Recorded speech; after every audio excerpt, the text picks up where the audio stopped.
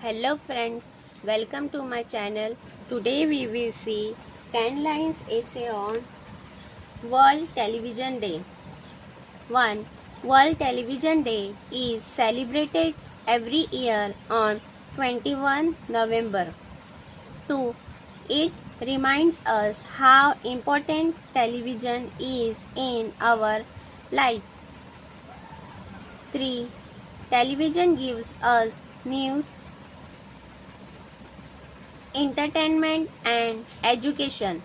Fourth, it helps us learn about the world and different cultures.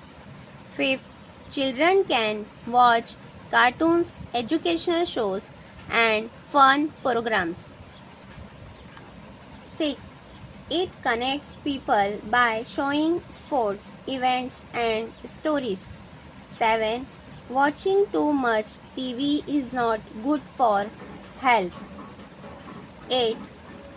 We should watch useful programs and limit screen time. 9. This day reminds us to use television wisely. 10. Let's enjoy TV and learn new things from it. Thank you for watching my video. Like, share and subscribe my channel. Thank you.